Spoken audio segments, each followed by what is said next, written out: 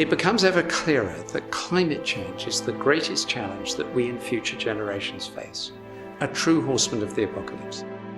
Without swift, decisive action, the consequences of climate change will be devastating. Indeed, for many, those consequences have already begun. As a Christian, I believe in the words of Psalm 24, "The earth is the Lord's, and all that is in it." We are the stewards of God's creation. It's our sacred duty to protect the natural world we've so generously been given, as well as our neighbours around the world who will be first and worst affected. The Church of England has a target of being carbon net zero by 2030, and as part of our research into this issue, 3 of us from St Mary's attended a webinar on funding for a feasibility study into renewable energy generation. We had the full support of Marion, our incumbent, to set up a small group of local churches to work together on the project.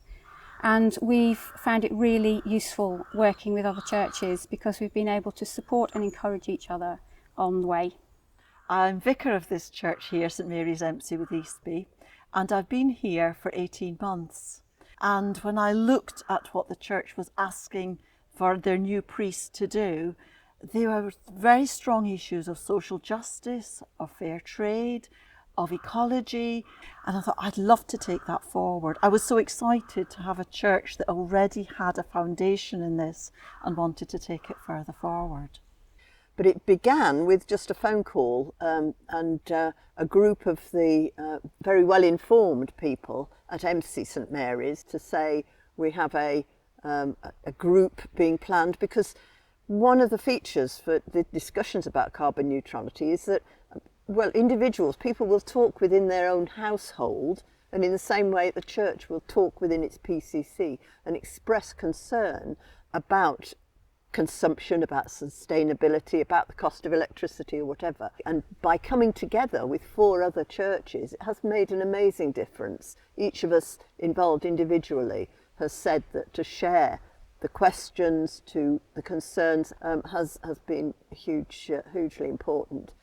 Going carbon neutral is a priority for the whole Church of England, and the diocese is part of the Church of England. And the reason for that is that it's one of the 5 marks of mission, that we should strive to safeguard creation and seek to renew the face of the earth.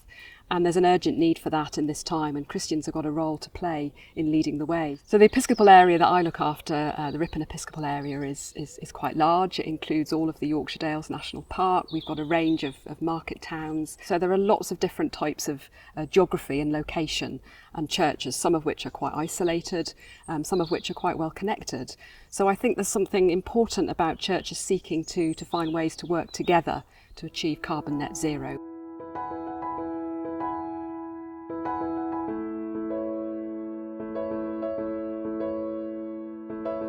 So the next stage for the carbon neutral churches in Craven project is, well, we'll get the results of the feasibility study for each of the churches. So that's currently ongoing at the moment. I think by December we're looking to have their proposals put to the PCC. Once those proposals go to the PCC, then we've got a job of work to do. We have a look and we think, well, between now and 2030, what are we going to do? What are the diary entries we put in place?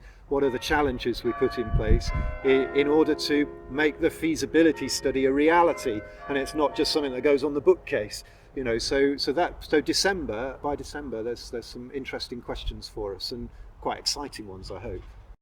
We have such a wonderful building here, but it's a very cold building. It's very, very difficult to heat. The only way we can heat it properly is by using an obsolete oil boiler. We want to make it a community space that people in the village can use, but we need it to be a warm space.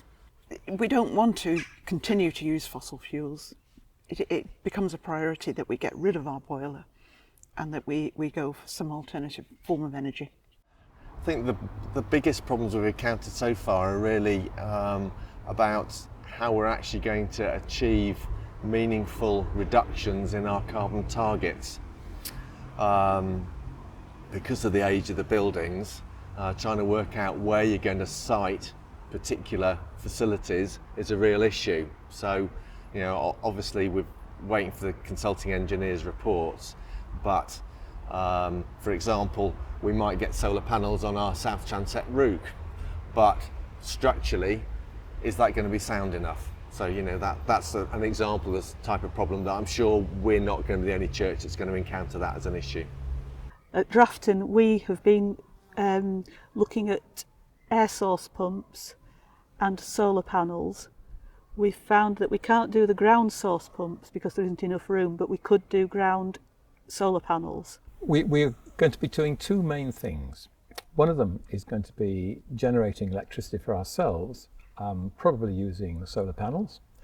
And the second is trying to replace our gas boiler, probably with a heat pump of some kind. Now, the heat pump is fairly well concealed, but solar panels are not. And it will be important to bring our village community along with us in actually understanding why we're doing that, what its benefits are, and maybe some of the sacrifices we're all going to have to make in order to reach carbon neutral status.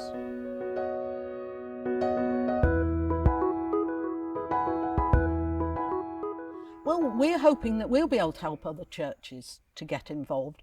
The diocese has devised a 6-step programme so that people can start small. There's no need to feel overwhelmed by this target of being carbon neutral by 2030, but you start small and you build small steps as you go along, and eventually, hopefully, you know, you achieve that target. So the diocese is helping churches who are wanting to reduce their carbon footprint by having a toolkit. So we've got a saving creation strategy. So there's lots of really good things on the website. There are webinars, but the toolkit is a really handy way for churches to work their way through certain steps. So, for example, one of those steps is essential energy actions.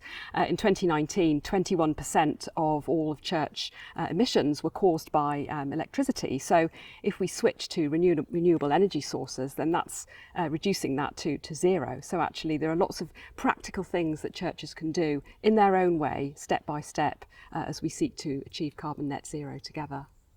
We started from a position of knowing very little about these issues, but we strongly feel that by working together and by taking small achievable steps, all churches can achieve this target of being carbon net zero. We think that the churches in this project will achieve the target of being carbon net zero by 2030, and you can do it too.